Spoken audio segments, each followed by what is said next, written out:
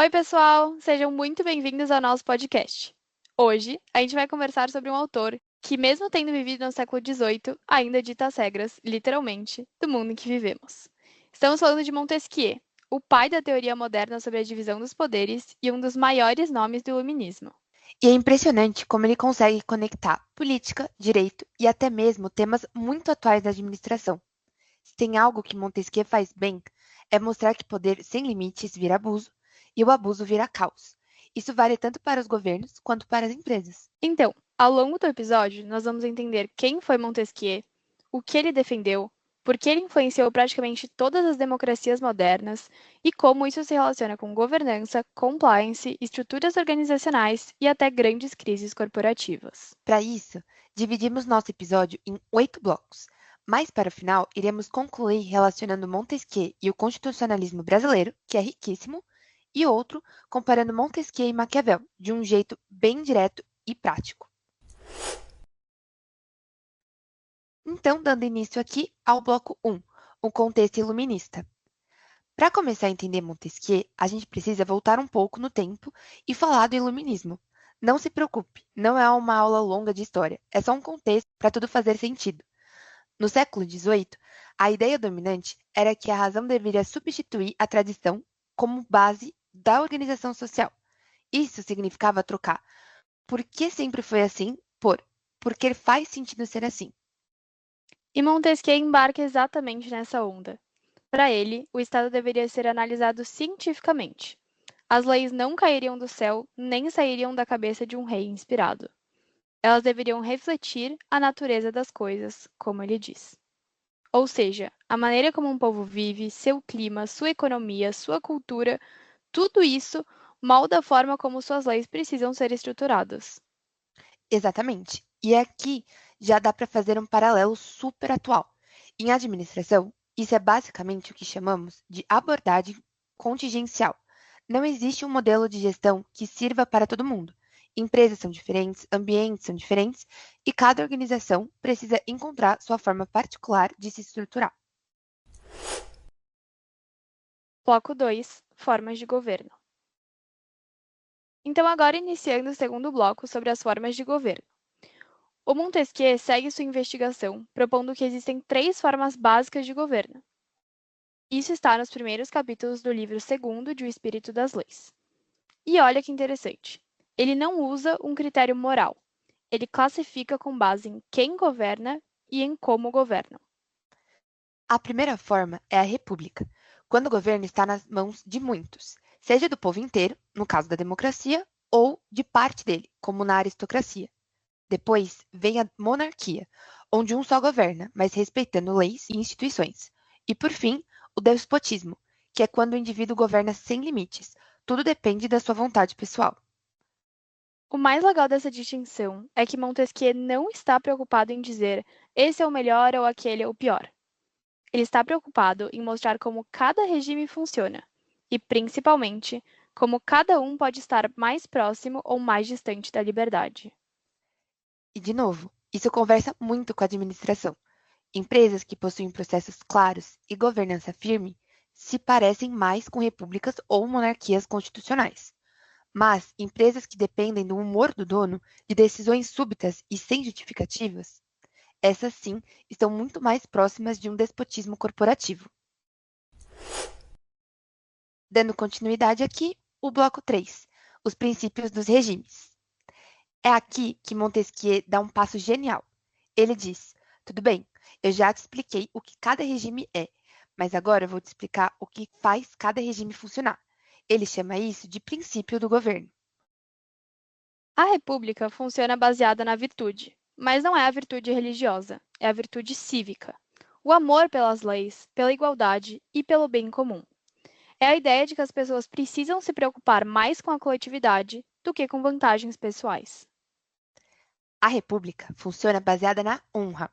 Não é a honra do sentido medieval de heroísmo, mas honorabilidade social, respeitando as hierarquias, distinções, títulos e tudo que dá um lugar para cada pessoa dentro da sociedade. E o despotismo funciona com base no medo. E ponto. É o princípio mais simples e também o mais perigoso. E olha como esses princípios aparecem no mundo corporativo. Tem empresa que funciona porque as pessoas acreditam no propósito. É a virtude organizacional. Tem aquelas empresas que giram em torno de cargos, reconhecimento e status, bem monárquico mesmo. Já aquelas empresas que só funcionam na base do faça ou está demitido. Aí você sabe bem qual dos três princípios está mandando. Bloco 4. Moderação e divisão dos poderes. Agora chegamos ao coração da obra, iniciando o bloco 4, falando sobre a moderação e a divisão dos poderes. Se existe uma frase de Montesquieu que atravessou os séculos, é essa aqui. Abre aspas. Quem tem poder tende a abusar dele. Fecha aspas. Tá aí uma das maiores verdades da história humana e da administração também. Para evitar esse abuso, Montesquieu propõe a divisão dos poderes. Ele diz que só existe liberdade se o legislativo, o executivo e o judiciário tiverem funções separadas, e melhor ainda, se cada um tiver meios de controlar o outro. Essa ideia de freios e contrapesos, ou checks and balances, é hoje o pilar das democracias do mundo inteiro. É ela que impede que um poder cresça demais e engula os outros. E se você trabalha com governança, compliance, auditoria interna, você já percebeu que essa lógica é a mesma dentro de uma empresa. Você precisa de quem decide, de quem controla e de quem audita.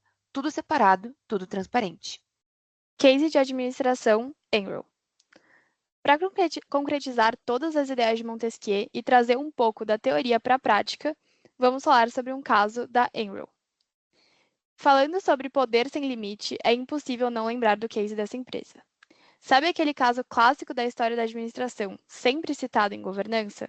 Então, ele é praticamente um laboratório de tudo o que Montesquieu disse.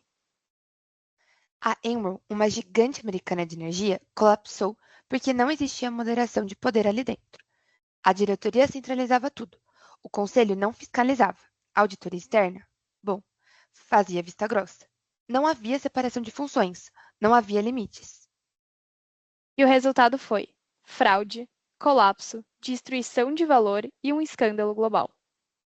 Depois disso, veio a famosa Lei Sarbanes-Oxley, que reorganizou todo o sistema de governança corporativa nos Estados Unidos.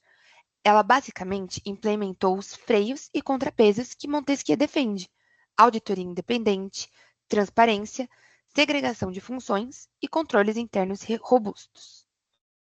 É praticamente Montesquieu vestindo terno e gravata e entrando numa empresa do século XXI. Bloco 5, o espírito das leis. Para a gente continuar aqui, vamos dar início ao bloco 5, o espírito das leis, que é uma das ideias mais bonitas de Montesquieu. Ele afirma que as leis não nascem do nada, elas são moldadas por fatores como clima, economia, religião, hábitos e costumes. Assim, não adianta copiar leis de um país e jogar em outro esperando que eles funcionem da mesma forma. Cada sociedade precisa de instituições que façam sentido para ela. E se você pensou que isso parece exatamente o que dizem as teorias modernas de gestão, pois bem, é isso mesmo. Bloco 6. Liberdade negativa e Estado de Direito. Dando início ao nosso sexto bloco, liberdade negativa e Estado de Direito, vamos abordar o conceito de liberdade. Montesquieu adota a ideia de que livre é quem pode fazer tudo aquilo que a lei permite. Ou seja, a liberdade não é a falta de regras, e sim ter regras claras, justas e estáveis. E isso está na base do chamado Estado de Direito. Quando você tem regras claras, você sabe onde está pisando. Governos sabem até onde pode ir. Empresas sabem como podem atuar e as pessoas têm previsibilidade na sua vida. No ambiente de negócios, isso é fundamental. Sem estabilidade jurídica, nenhum contrato sobrevive, nenhum investimento é seguro e nenhuma organização consegue planejar. Bloco 7. Montesquieu e o constitucionalismo brasileiro. Agora, vamos dar um salto da Europa do século XVIII para o Brasil, entrando no nosso sétimo bloco, Montesquieu e o constitucionalismo brasileiro. É impressionante como Montesquieu nos ajuda a entender a nossa própria história constitucional. Quando você olha para as nossas constituições, desde 1824 até a atual, de 1988, dá para ver a marca dele em praticamente todas. Exatamente. Vamos começar pela Constituição de 1824. O Brasil sai da independência e cria uma monarquia constitucional. Logo de cara, aparecem três poderes bem definidos, que são o legislativo, executivo e o judiciário. Mas também existe um quarto poder super curioso, o poder moderador, que é exercido pelo imperador. Esse poder tinha a função de equilibrar os demais. E olha que interessante. Embora Montesquieu nunca tenha falado em um quarto poder, a ideia de que é preciso de um mecanismo para moderar os conflitos está totalmente alinhada com seu pensamento. É o espírito da moderação aplicado ao contexto brasileiro. Sim. E quando chega a República, em 1891, o Brasil se inspira fortemente no modelo americano e, por tabela, em Montesquieu. A separação dos poderes fica mais rígida e o federalismo aparece com força. Agora, cada estado tem sua própria autonomia e o governo federal passa a ter limites mais claros. Esse modelo é totalmente compatível com a ideia de que o poder precisa ser distribuído territorialmente para evitar a concentração. É Montesquieu dialogando com Madison, Hamilton e Jay e todo mundo desembarcando no Brasil, de 1891. E é aí que nós chegamos na Constituição de 1988. Aqui, Montesquieu não aparece só como inspiração. Ele está praticamente nas entrelinhas dos artigos. Por exemplo, na separação dos poderes formais e rígida, controle de constitucionalidade, independência do judiciário, Ministério Público Autônomo, tribunais de contas e também mecanismos de fiscalização e transparência. Tudo isso é institucionalizar a ideia que ele defendia no livro 11º de O Espírito das Leis. Abre aspas.